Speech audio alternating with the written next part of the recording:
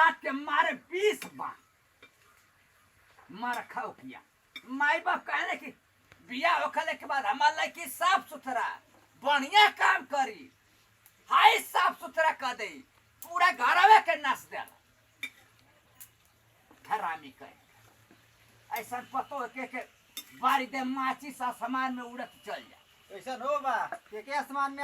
माचिस बारत हवा। ए बहनी जल्ला का बात है भैया भैया सॉरी भैया हो भैया। एक रात सुता थी 12 बजे ले टीवी देखा थी, मरद के पलक के उल्टा थी आ घर में उल्टल है 8 बजे 9 बजे उठत है। आ तोर लइका बेवड़वा तो जाके क्रिकेट खेलता भोरवे भोरे। ए कमरवो ना जाता कोनो ट्रेनो ना चाप देता ओके। लेकिन बाबा तो लइका पर तो छोड़ देना, अपने से खाना बना था निक लगा था ई। ए भाई हमारे हाथ में चूड़ी ना पूरा मजबूत है, गट्टा में हमार गट्टा गट्टा तो चूड़ी पहन लेबा तो मौगा लगे लगबा बाबा। बुरा मत मानिए, हम ना कहती, मतलब आदमी सोची हई बती बेटा पतो तो छोड़ देना, खाना बना खाते गांव वाला मजा लेते तो का करबा। ए भैया मजा तो लेते हैं।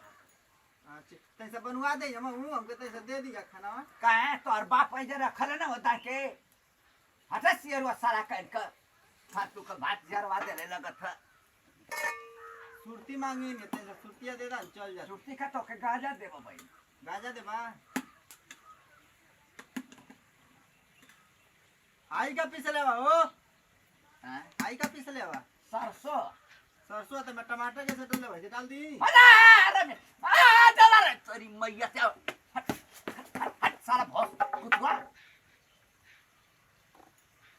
हे बनी मम्मी कहाँ गई तू आ तेज बोल का हम सुनबे ना पाई ना तनी धीरे धीरे बोले लू। धीरे करे के आगे निकाला फुआ त का भल लइका तरिया ना सकेनी। और कभी बात के जानत ना है कितना बजे ना पी लेला तो कहला कि मर्द को कभी दर्द नहीं होता, भुला गेली का अबे आई तो लगी गरिया तो हम के हम के मारी त गरिया देखे उठिया चाहे कुछ कर तू करो ले बोले वाला बताई ना फुआ मुर्को अपना अलगे अलगे हो गल बा एकदम सुबह ये सब पूरा बनावत बा खाना 4 बजे भोर में देखनी आगे बार देले बा। ई त सही कहत है, रोज ना लोग के घरे झाड़ आला रोज रोज लोग अलगा होइबे करने ना कि निक से बनाई खाई के में रही 4 दिन का जिंदगी बुढ़ो का मर जाइए फिर के उनके आई पूछे ज्यादा रो फुआ अलगे हो गल तो का करो अपना के नहीं बनावत बा बेचारा। बाकी तो खुशबू बहुत खतरनाक आवत। अरे सही कथे चल जा तेरी मदद करवा दिन जाले खाना बनवा दे उनका चल जा। ऐसा ही गाँव भर घूम घूम के सबकर मदद कर। त का भले पुरानी आदमी हो चढ़ के हाले खाना ना बनवा सके के उनका पतो ये तो ना लइके निकले लइको हुए हमको मत कहिया कि आई कर हाउ कर हाउ ओ के कहा लेके जाती रो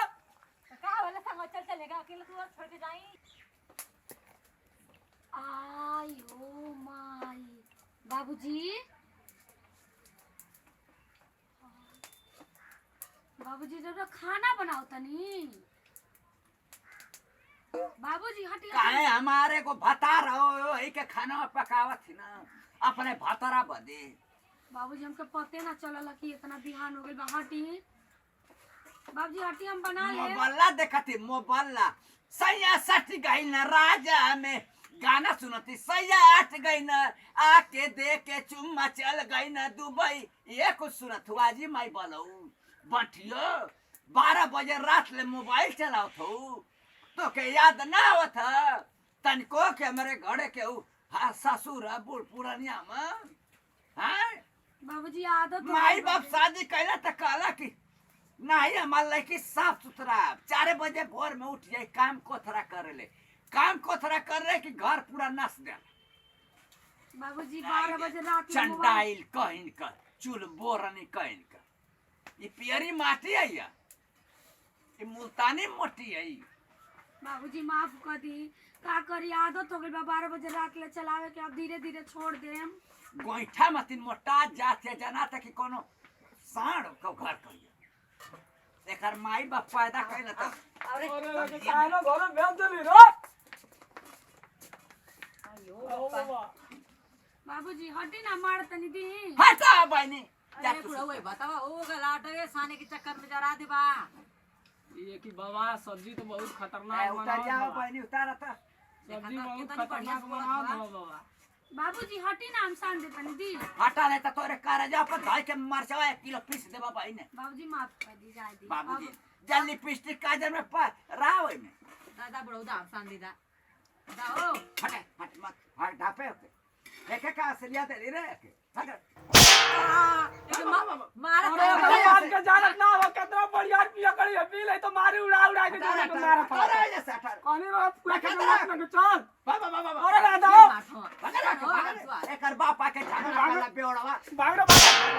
भाग कर मारा तो कहो है उनके लइके के मार खा देला हो ओ बेओड़ा के ये तो देखला खा छैला लिए जला कि ना ढेर बहु डाला तो बहुत तू कूद रही आई मैया तवा चला रहेगा रम्या कहीं का हटवा रे तो या ले ले हम से का बड़का था अरे मैया देखत कितना मारत हम बात कितना अरे बाप रे ज्यादा बेटा के गुस्सा हमरा बहुत आ रहा। पर भतार कल का मैच खेले अपने भतारा के साथवा जाई तू चलो बाहर। जाई तू कहां चलो आउट आउट अरे तो पे हाथ उठा जाला हो ससुर जा आवा केस कदा ये बुद्धि केस कदा ओ माई जाओ केस जाए माई केस करा माई केस करा जा अब नहीं मारत हम आप नहीं बताओ तुम दीदा के केस कर रे एक दिन पगला माफ नहीं की कर सकत। तो तू और तो 100 रुपए का है जब जान तू कि हमार बुढ़ऊ पुरानिया हो गल तो सवेरे 4 गो रोटी बना के दे दे एक चाहिए ए मुस्कान बहनी रात भर मोबाइल देखत हो भैया यही खाली त लेट उठत हमार करेजा दुखत ओइ में गाना सुनत ए राजा राजा करेजा में आज आयो माय अरे बुढ़ऊ ठीक करत आ हो आ औरी कच केवन गाना सुनत रहलिए दिल धड़का भड़का आजा हमारे करेजा में आजा चल जा ए मुस्कान देखो आदत लग गई बाटे तो धीरे धीरे छोड़ देम ना। अपन आदत छोड़ाइबू ना जान तू पुरानी आदमी चिड़िया तो मरबे करिया वैसा ही ना खाए के अरे पानी अपने चप्पल पहन के कैसे खाना बनाओ तनी आइए हम पहले रहती तो हमके बोले लन। तू तो देखिया पड़ा तवा मत फाड़ दियो हटो हम के ज्यादा मत टेंशन डालो हम अपन खाना पकात है जाए दी बाबूजी माफ कर दी। अब ना हटाओ मैंने ना तम छुड़िया से तोर नटया कनवा काट के चढ़ा दे कोनो दे अरे फुआई ढोक रे ए बुढ़ऊ दादा काकरा सब्जी माकिया उड़तिया नहीं अच्छा लगता ना वो सबको यहाँ माकिया उड़ जाए मुस्कान तक यही में चूल्हा में डाल दे मुड़िया माकिया ना तुड़े कच्चा मसाला तू ही रहता से घर ले आ सब्जियां यानी मसाला दुल्लापुर से दुल्लापुर से ले जल्ला पास से लिया उसे हमन से काम मतलब अपन लोग घर के बना तो बुढ़ऊ हमन के चिल्ला दी अब ना ऐसा गलती हुई थी मार सानी हम ओ बाबा लोग काने देखत चल गेला मराठी मोड़ पर अरे मसाला अरे आशा थाई बहुत अभी ई कैसे आटा सांग खा हो हट रे ए वो आई अन्या हंगामा हमर ऊपर फेंकत हो बुढ़ऊ ई तेरा मत मचैले आवा ए बाबा दामन को बनवा दे जाओ बनवा दे रखा दादा देखा पुरानी आदमी होकर वाटा सांस वानी खना लगता दा दा सांग बना दी दा और तो या एक करोड़ टीचर है यमा ना तो ना चुराओ के रोटी चुराई बना दा दाओ हम बनाई ना क्या तू चलो का बने बुरा है दादा तू अपन जा ए बाबूजी आ, इतना अरे मत यार ना- किसी आए बाबूजी बनावा हो मुस्कान दीदी ला ई या कि तो यार पतो है आदत बुढ़ऊ एकदम बिगड़ गई बाकी बिगड़ ना दी बिगड़ गला और निया सबके घर का पतो है अपने ससुर के बाप साथ रे बाबू बाप मोटाई बा कोड़ा मतीन बठिया ई एकर नहीं आमा कर हमके गलती लगे है लगत गलती है तो यार गलती है एकर खनवा हमके लगे लगत तो साला मोटा देखी हम मानते हैं हमर गलती हो तो जा दी अब ना करम बाबूजी। कानो भोरे में उठ के काम धंधा अरे अपन करत हो। बना ले ए ठंडी में का जनी बुढ़ऊ साल भर बिताइया कि ना बिताइया ना ठंडी में टबक जाइया ऐसे मत सवेरे आओ। बना के खिया दे चाहिए ना इनके देखा ताऊ लकड़ी हाथ बाबूजी रोटी मेरा कल तो से हो गई गलती ना होई ऐसा हटे नहीं बहनी आज से गलती करा कल से रहता हमार शरीर में बहन जा एक लवंडा रे नहीं तो का पता हट जा आओ की पोल बतावे तू दे हमारे आटा साल ले ये तो सौरा ना निकले बुढ़ऊ सुननी है तो अर्दुक तो नहीं है जा खाना बनवावे तो जायदा अब चिल्ला तो खतरनाक खतरनाक जितना बाबा जवानी में कांड के लिए ना तो प्रचार ना करे के कि पहले का बाबा बहुत खतरनाक ऐसा ही चेरुआ साला यार सब्जी में आँख बताओ था तो फलाना बताओ था कत्तर देखे लो सब्जी तो यार खतरनाक में बतावे वाली का बात जाके चेरुआ साला झगड़ा लगा दी गाँव में हम जानत नहीं जब ओके देखिला तब हमके उड़ुक लग हटी ना बाबूजी हटी चुलिया तो हटी तो अबे बाल बोता चूल्हा पर बैठा दे और लगा दे पूरा अचिया की बाबा बरत रहे वो बटिया जा दी हमर गलती भइल तो लिपस्टिक कर अब इन्हें लाते से पोछ दे जाना था बुढ़ऊ मारा हुए 50 चप्पल। ए चप्पल सुनत हुआ ई तो हर लइका का मन बढ़ा अपन मेरा डू के दाब के रखत है नहीं ना कुदरई थी इका दाब के रखी ये मुस्कान। अपन इ त खुदे दाब देले अपने ओ मन बाबा मन का ले जा समझावे तब नहीं पता या कि जार के मनो को पसंद बकाए ए में माने के अब समझा कहता था कि वो बैठा के लगा दे लकड़ी दा तौगा दा बुढ़ऊ रखा तौगा देख ले ली फुआ रस्सी जोर वाला लाल गिट्टी लगा के बैठला हटी ना बाबूजी हटी हम लगाओ तो हटा बहनी ये बाठी दीदी हटा ताए दी गलती हो गई अब ना करम बाबूजी मोबाइल छुओ ना एकदम अरे जवानी में तब दीपावली में पड़ाका फोड़ दे कर दे का बोलत हो अल्लाह जीवा लगले बुढ़ऊ तो के गंगा वाला सुनियत का कहिया गांव वाला लगा का बोलत है पतो या के अड़ुआ था कहीं का बनाओ था हम आज का मोबाइल रौरा के दे देब हम ना हमारे पास ना रही लेकिन हटी बाबूजी हमके बनावे दे लोग आओ तो शिकायत होई हमार ना नहीं बहन जाए दी बाबूजी बाबूजी तो सवेरे उठ के बना दे चाहिए ये खाना बराबर माफ कर दी बाबूजी जाने लोग खिचड़ा तमी हम सवेरे बना के खिया दे बाबूजी दी नहीं बहन अब ना ऐसा गलती करम बाबूजी ए बनम के छेड़ा मत नहीं तोरे तेजा पर चढ़ के अपन जवानिया फेल कर दे बहन मत ऐसे मत छेड़ा बोली बाबूजी दी सब्जी चलावा ओ जर जाई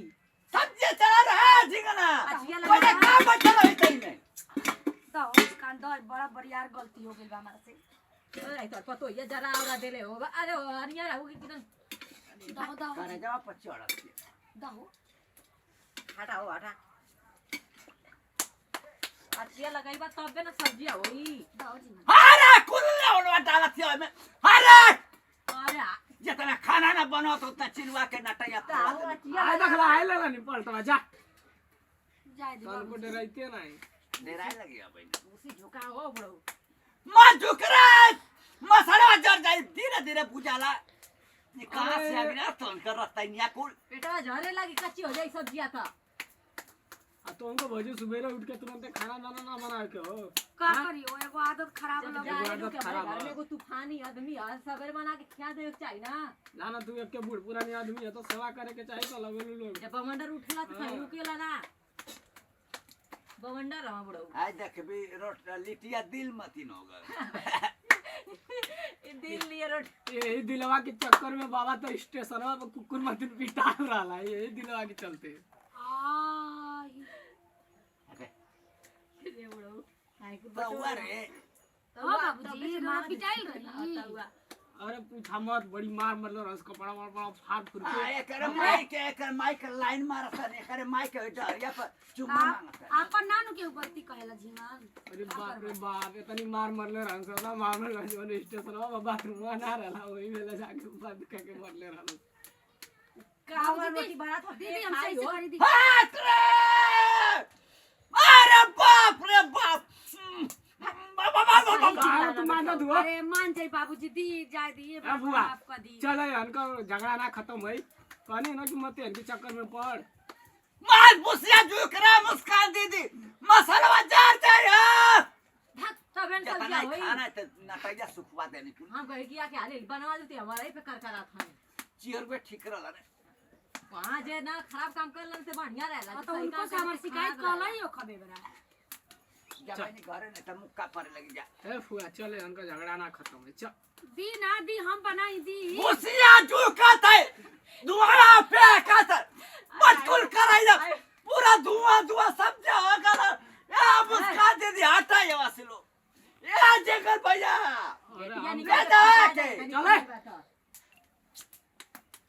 लिटिया सही पर चले चल बुसिया भी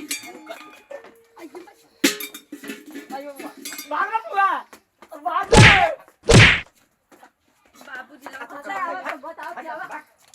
भाग ऐसे हटो भाग रे बाबूजी मत मारे अब भाग बाबा नहीं भाग भैया ते आवे तोरे माई के जासी अब फोन करके तोरे माई के भाग गया था तू घर से बतो है तू भाग गया से नमस्ते प्रणाम सभी भोजपुरी समाज के पैर छू के प्रणाम और हमनी के बीड़ी कमेडी घोरवा कमेडी चैनल में आप सबके रोज जैसे हंसे हंसा वाला शिक्षा वाला और इंटरटेनमेंट वाला वीडियो देखे के मिली। तो आज का तो वीडियो आप लोग देखबे कि नहीं भैया कि सुबह होते ही हम चल गए खेले और हमारे मेहरारू रात भर मोबाइल चलौले रही, एक वजह से लेट उठलिए 10 बजे। तो बाबूजी जोहत की कब खाना मिली देखबे कि खुद से बनावे स्टार्ट कर देना कि इन्हन के भरोसे रह, इन्हन के रोज रोज बोलते बानी ऐसे बढ़िया हम खुद से बना के खाली बढ़िया रही। तो हमनी के वीडियो बनौला का मेन मकसद ये भैया कि जे भी माता बहन हमनी के वीडियो देखत बानी आप लोग से हाथ जोड़ के विनती है कि अगर आपके घर में कोई भी बूढ़ पुरानिया व्यक्ति बुजुर्ग आदमी आपको ससुर बाना तो उनका खाना पानी का एकदम टाइम से ध्यान देना कि हमारे में हरारू नहीं है। आप लोग 10-12 बजे तक फोन चलाई, रात भर फोन चलाएं और सुबह लेट सोती है और बाबूजी बहरे हमारे ये बाबूजी नहीं है, आप लोग का भी ससुर बहरे खटिया पर जो माना कि खाना कम मिली। तो बोली सुने वाला काम आप लोग मत करब जैसे हमारे हरारू कैले रहिए और हम कैले रहिए। और वीडियो में हमन से कोनो भी गलती भइल हो चाहे कोनो उल्टा शब्द बोलाइली तो अपन छोट नाती पोता बेटा समझ के माफ करो। हम सा कर चुके गलत वीडियो में तो आप लोग देखबे कहीं कि हमन जाके पता मिले लगे बाबा अकेले खाना बनाते तो कैसे मदद करते हमन का दौड़ के नहीं जा केहू भी अगर ऐसा मुसीबत में है तो सहयोग करे के चाहिए। और जो वीडियो हमसे गलती भले अपन छोट नाती पोता बेटा समझ के माफ करियो सा। और जैसे का प्यार दुलार आप सब हमनी के पूरा टीम पर बनौले बनी भैया सही प्यार दुलार हमनी के प्यारा सा चैनल बीडी कॉमेडी गुरवा कॉमेडी पर बनौले रह जाओ। रेजे से दीजिए विदाई, अगले वीडियो में आप लोग से फिर मिला जाए। जय हिंद, जय भारत, जय भोजपुरी।